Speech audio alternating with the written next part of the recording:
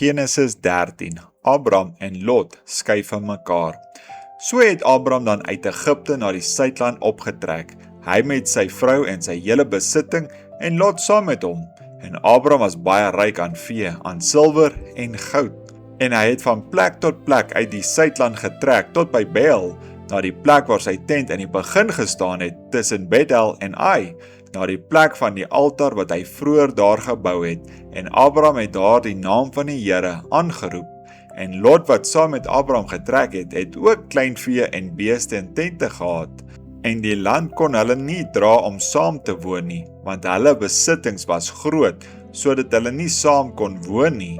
En daar het twis ontstaan tussen die veewagters van Abram en die veewagters van Lot.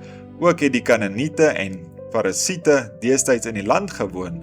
Toe sê Abram vir Lot, laat daar tog geen twis wees tussen my en jou, en tussen my wagters en jou wagters nie. Ons is mos broers. Lê die hele land nie voor jou oop nie, skei jou tog van my af. Gaan jy links, dan sal ek regs gaan, en gaan jy regs, dan sal ek links gaan. Toe slaan Lot se oë op en sien dat die hele Jordaanstreek oral volop water het, voordat die Here Sodom en Gomorra verwoes het, was dit in die rigting van Sor, soos die tuin van die Here, soos Egipte land. En Lot het vir hom die hele Jordaanstreek gekies, en Lot het na die ooste weggetrek. So het hulle dan die een van die ander geskei. Abram het bly woon in die land Kanaan, en Lot het gaan woon in die stede van die Jordaanstreek, en sy tente by die Sodom opgeslaan.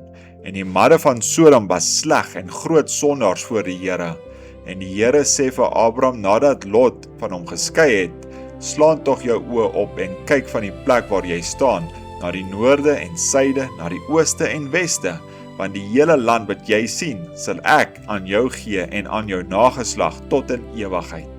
En ek sal jou nageslag maak soos die stof van die aarde, sodat as iemand die stof van die aarde kan tel, jou nageslag ook getel kan word. Maak jou klaar, trek die land deur in sy lengte en sy breedte, want ek sal dit aan jou gee. Toe het Abram al verder tente opgeslaan en gaan woon by die terpentynbome van Mamre, wat by Hebron is, en hy het daar vir die Here 'n altaar gebou.